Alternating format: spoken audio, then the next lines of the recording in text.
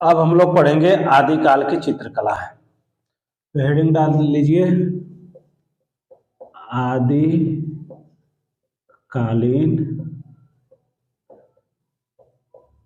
चित्रकला। ये कब से कब तो चलती है? ये 30,000 ईस्वी पूर्व से, इसको नोट कर लीजिए। 30,000 ईस्वी पूर्व से 50 ईस्वी तक आदिकाल की चित्रकला। अब इसको हम गुफाओं, कंदराओं या शिलाश्रयों की भी चित्रकला भी कह सकते हैं। इसको एक अलग नाम दे सकते हैं या समझ सकते हैं आप। गुफाओं, शिलाश्रयों, गुफाओं, शिलाश्रयों, और आप इसको क्या कर सकते हैं, कंदराओं, कंदराओं की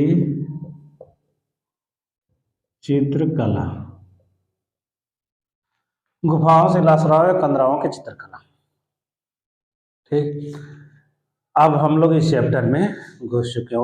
इसको जानने से पहले थोड़ा सा समझ लेते हैं कि मानव का विकास का उत्पत्ति, मानव की उत्पत्ति और विकास क्रम के बारे में समझ लेते हैं। तो मानव का विकास और उत्पत्ति का विकास क्रम आप ऐसे देख लीजिए कि सर्वप्रथम आज से करोड़ों वर्ष पहले वैज्ञानिक खोजों के आधार पर स्पष्ट हो गया कि आज से करोड़ों वर्ष पहले इस पृथ्वी का जन्म हुआ। जो शुरू में तप्त एक लाल गोला थी, जो धीरे धीरे क्रम से ठंडा होती गई और उसमें धीरे धीरे उसके बनावट में परिवर्तन होता गया। जैसे जैसे वो ठंडा होती गई उसके बनावट में परिवर्तन हो गया और उसका सुधरा हुआ रूप है जो आज हम लोग पृथ्वी को देखते हैं। इस पे सर्वप्रथम स्पंज, छोटे छोटे जीव, मछलियां, रेंगने वाले जीव ऐसे आते गए और उसी क्रम में सृष्टि के विकास के क्रम में धीरे धीरे मानव की भी उत्पत्ति हुई। तो ये हो गया मानव का विकास क्रम। तो ये मानव का विकास क्रम 4 भागों में बटा है। तो हम लोग मानव के विकास क्रम को देख लेते हैं।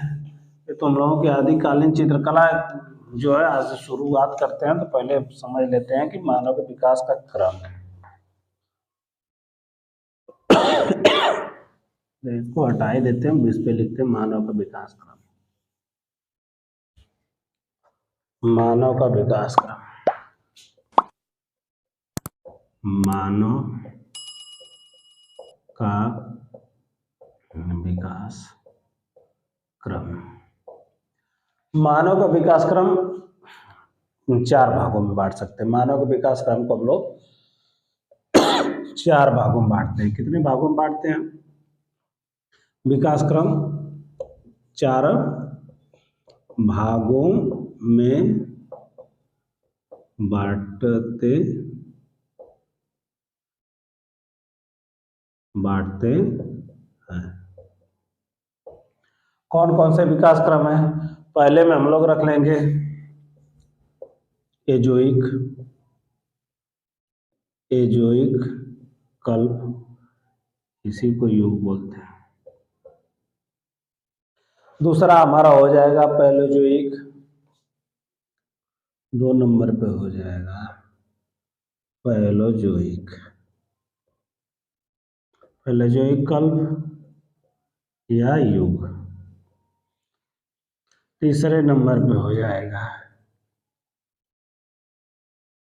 Azoic, पैलेयोजोइक, Mesozoic, Mesozoic. फिर उसके बाद हो जाएगा आपका मेसोजोइक कल्प या युग। चौथे नंबर पे आपका हो जाएगा सीनोजोइक। क्या हो जाएगा? सीनोजोइक,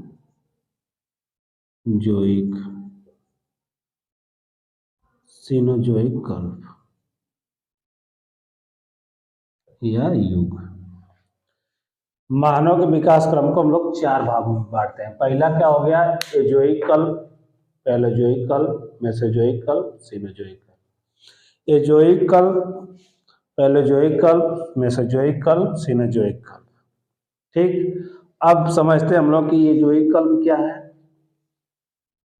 पैलेयोजोइक कल्प क्या है, मेसोजोइक कल्प क्या है और सीनोजोइक कल्प क्या है।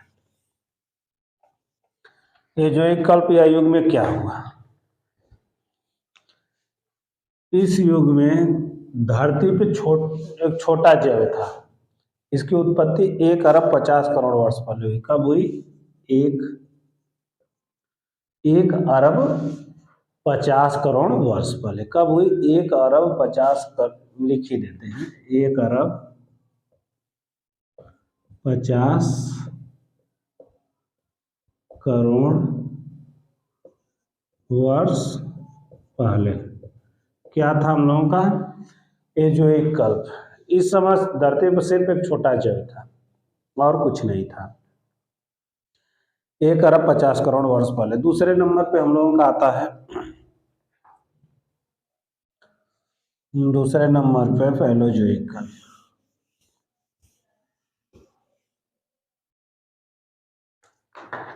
दूसरे नंबर पे पैलोजोइक कल्प या युग। इस युग में स्पंज का, छोटी छोटी मछलियों, जैविक मछलियों का, रेंगने वाले जीवधारियों का, विशालकाय वृक्षों की उत्पत्ति हो चुकी थी। विशालकाय वृक्ष, जंगल और रेंगने वाले जीवों की उत्पत्ति हो गई। स्पंज हो गए थे, जैविक मछलियां आ गई थी। इसमें कौन कौन आ जाएंगे? स्पंज आ जाएंगे,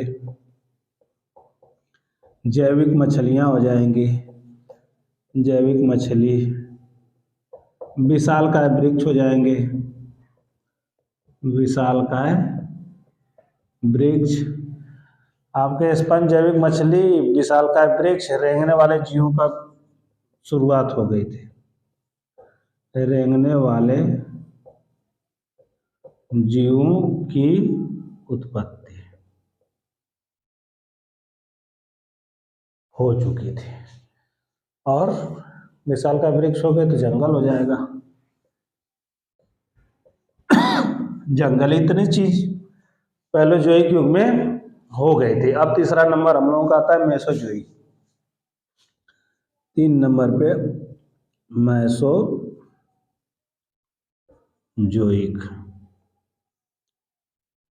कल्प या इसी को युग भी बोल सकते हैं। इस समय क्या हुआ?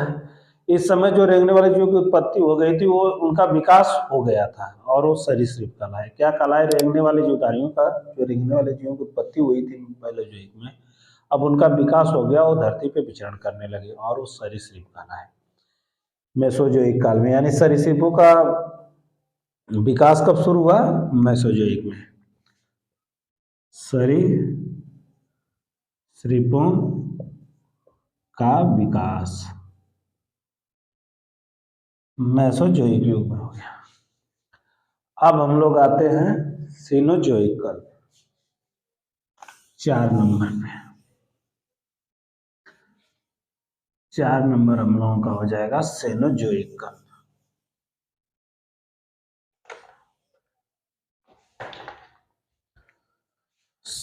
चार नंबर लिख लेते हैं, सीनोजोइक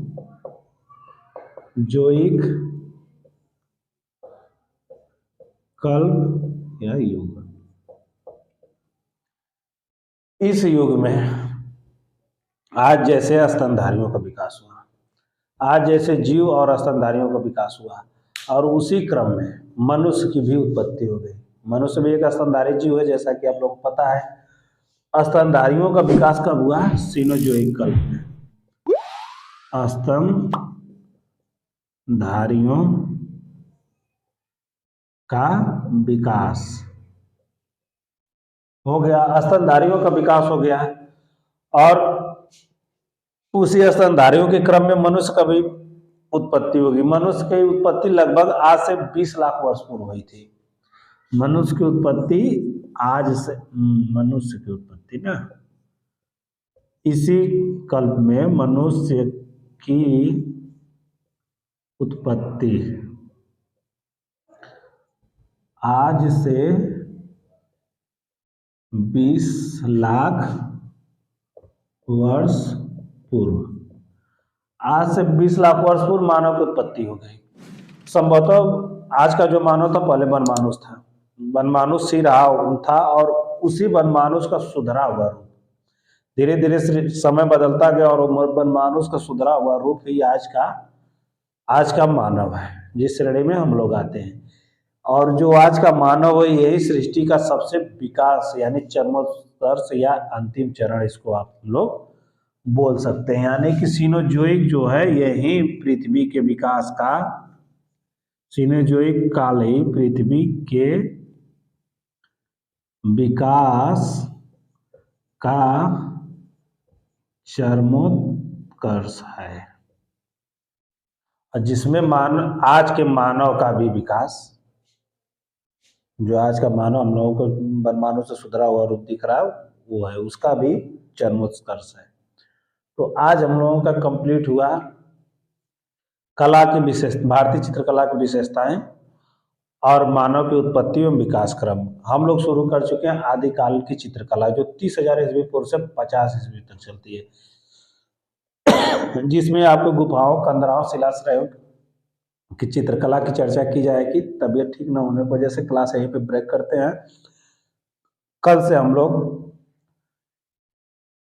लोग शुरू करेंगे वो मानव के गुफाओं और शिलाश्रयों के नवपाषाण काल, पूर्व पाषाण काल, मध्य पाषाण काल, नवपाषाण काल कल से वो शुरू होगा। और उसके बाद उसमें जितने भी गुफाएं आएंगे उस समय की चित्रकारी आएंगी, दक्षिण भारत में क्या मिला, उत्तर भारत में क्या मिला, मध्य भारत में क्या मिला, कौन सी गुफाओं में क्या मिला, इन सारी चीज़ों की चर्चा क्रमवार कल से शुरू हो जाएगी। तो आज यहीं पे क्लास ब्रेक करते हैं। ब्रेक करने से पहले एजुकेशन मैट चैनल को सब्सक्राइब करिए, लाइक करिए, कमेंट करिए।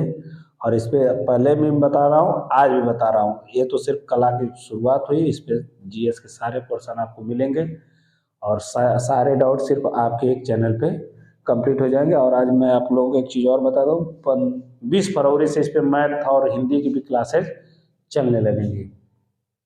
तो लाइक, कमेंट, शेयर करिएगा। धन्यवाद।